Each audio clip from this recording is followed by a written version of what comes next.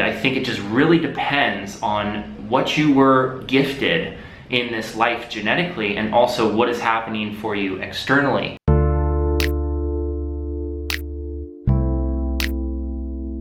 Hey beautiful people, how are you? My name is Connor and you are watching ThrivingMinimalist.com. And today we're going to talk about my hair, because I've gotten some questions about my hair and about, how as a minimalist and as a traveler and as a health nut, I take care of my hair.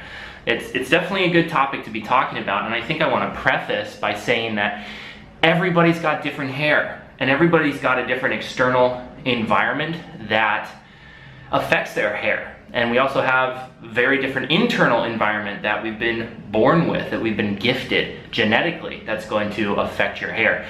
So the things that I'm talking about are things that I'm experiencing in my life, but it's never this is the way to do this thing in order to get this result. It's just not going to be the case. We're all really different people.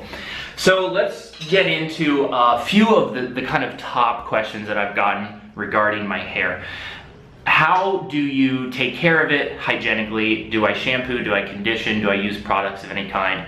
Also, in regards to showering or putting water in my hair in general, what's the deal with that? So, I don't use any shampoo, I don't use any conditioner, and I haven't really been doing that for a number of years. I think it's probably been over 2 years that I've put any kind of shampoo in my hair, except for when I've gotten it cut, when I've gotten it trimmed just a little bit, and they shampoo your hair and condition your hair at the salon.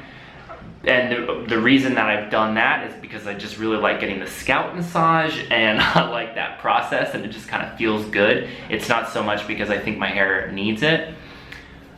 I think I've maybe used a little bit of coconut oil here and there when I felt like, man, my hair's just, it's kind of dry, it's kind of feeling dried out or brittle or something.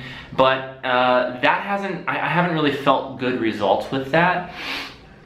So I think my hair prefers to not be touched with any kind of shampoo, with any kind of conditioner, with any kind of product. I noticed that if I shower my hair every single day, it starts to get really dried out, and I think it's just stripping away the kind of natural oils that accumulate in the hair.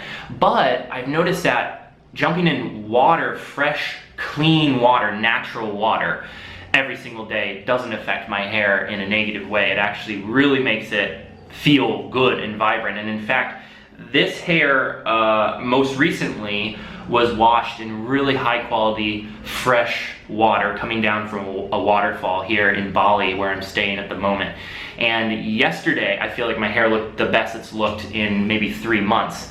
When I live in Austin, Texas, there's a natural spring there that I tend to bathe in almost every single day, at least 5 days a week.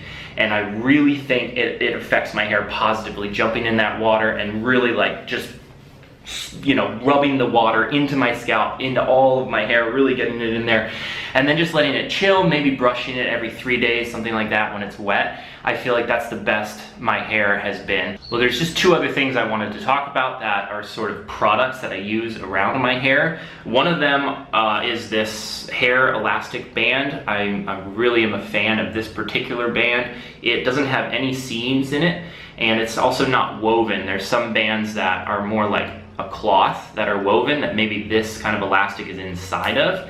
And for me, those bands get stuck in my hair, and when I take them out, they take some of my hair with them. So this is the best band that I've found. It's just like a single piece of rubber.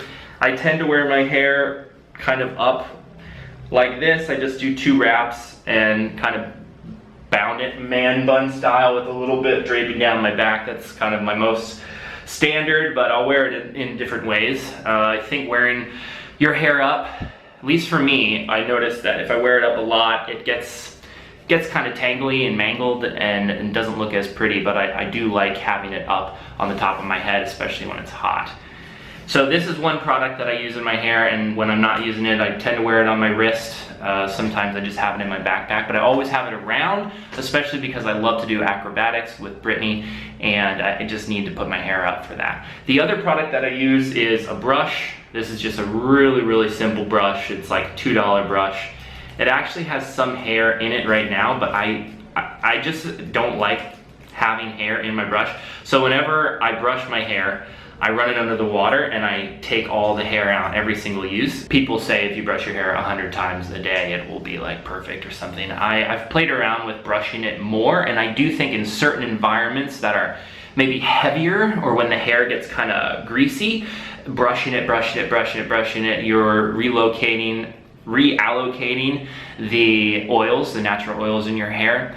But it does take a lot of time, and I don't really want to spend a lot of time brushing my hair. So for me, the easiest thing is just to get it wet and brush it. I tend to notice that when I brush it dry, it kind of poofs out and gets a little bit funky, and I'm not that into that. The final thing is about getting my hair cut. I'm interested in getting my hair cut when I go back to the States, just trimmed so that they can cut off the split ends so that my hair can grow longer.